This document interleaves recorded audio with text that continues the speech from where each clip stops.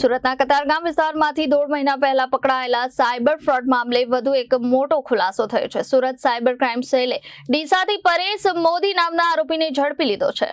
મળતી માહિતી મુજબ આ આરોપીએ સાયબર ફ્રોડ ગેંગને કમિશનના આધારે QR કોડ ઉપલબ્ધ કરાવ્યો હતો. આ મામલામાં અત્યાર સુધીમાં 5 આરોપીઓની ધરપકડ થઈ ચૂકી છે, જ્યારે 18 બેંક ખાતાઓમાંથી 16.56 કરોડના ટ્રાન્ઝેક્શન શંકાસ્પદ મળી આવ્યા હતા. તે ઉપરાંત NCCRP પોર્ટલ પર આ ગેંગ વિરુદ્ધ દેશભરમાંથી કુલ 179 ફરિયાદો નોંધાઈ છે, જેમાં કુલ 36.65 કરોડનું ફ્રોડ થયાનું બહાર આવ્યું છે. સાયબર પોલીસની આ ગેંગના અન્ય સાથીદારોની શોધખોળમાં લાગી ગઈ છે. 9મા મહિનાની 24મી તારીખના રોજ સાયબર ક્રાઇમ સેલ દ્વારા કતારગામમાં એક જગ્યા પર રેડ કરવામાં આવેલ હતી અને આ રેડના આધારે 25/9/2025ના રોજ એક ગુનો નોંધાયેલ હતો અને 52 નંબરના ગુનાના સામે 4 આરોપીઓને સ્થળથી ઝડપી પાડવામાં આવેલ હતી. આ 4 આરોપીઓ પાસેથી અમે લોકોને કુલ 174 બેંક એકાઉન્ટ મળી આવેલ હતા અને તમામ એકાઉન્ટની ડિટેલ્સ જોતા તપાસ દરમિયાન એ સામે આવેલ છે કે 800 કરોડથી વધારેનું ટ્રાન્ઝેક્શન્સ આ તમામ બેંક એકાઉન્ટમાં થયેલ છે.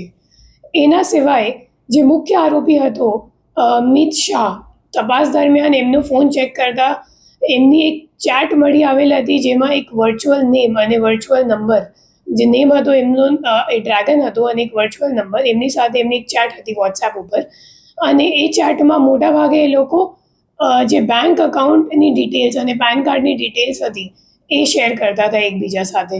તો એટલે આ વર્ચ્યુઅલ નંબરની અમે લોકોએ ટેકનિકલ વર્કઆઉટ કરી અને CP સાહેબની માર્ગદર્શન હેઠળ એક ટીમને બનાસકાંઠા ભીલડી ખાતે મોકલી આપવામાં આવેલ હતો અને ત્યાંથી અમે લોકોને ખબર પડી કે જે વર્ચ્યુઅલ નેમ જે ડ્રેગન છે એની પાછળનો જે માણસ છે એમનો અસલ નામ પરેશ મોદી છે અને એમનો મુખ્ય જે ભૂમિકા આખા જે ગેંગમાં હતો એ એમ છે કે એ લોકો કમિશન ઉપર મિત શાહ અને એમની જે ટોળકી હતી એ લોકો કમિશન ઉપર બેંક ખાતા દેશભરના રાજ્યોથી લેતા હતા અને પછી આ બેંક ખાતાની ડિટેલ્સ એ લોકો પરેશ મોદીને મોકલતા હતા.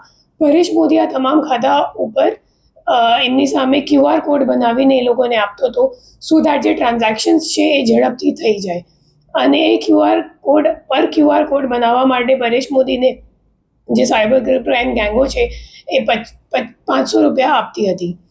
એના સિવાય તપાસ દરમિયાન એ સામે આવેલ છે કે પરેશ મોદીને અમે લોકો જ્યારે પૂછપરછ કરી તો ખબર પડી કે મિત શાહ સિવાય એ 64 બીજા પણ વર્ચ્યુઅલ નંબર સાથે એમના ફોન ઉપર ચેટ હતું વોટ્સએપ ઉપર અને આ તમામ વર્ચ્યુઅલ નંબરનો ચેટ જે છે એમાં એમનો મુખ્યત્વ એક જ કામ કરે છે, બેંક ખાતાની વિગત મેળવી અને એની સામે QR કોડ બનાવીને સામેવાળાને આપવી. એ 64 જે ચેટ અમે લોકો જોયું એમની સામે અમે લોકોને 109 બેંક ખાતાનું ડિટેલ્સ મળી આવેલ છે અને તમામ ખાતાઓને અમે લોકો જ્યારે તપાસ દરમિયાન NCCRP પોર્ટલ પર ચેક કર્યું તો ખબર પડી કે 36 કરોડ 65 લાખ રૂપિયાની ફ્રોડ થઈ ગયેલ છે આ તમામ બેંક એકાઉન્ટની સામે.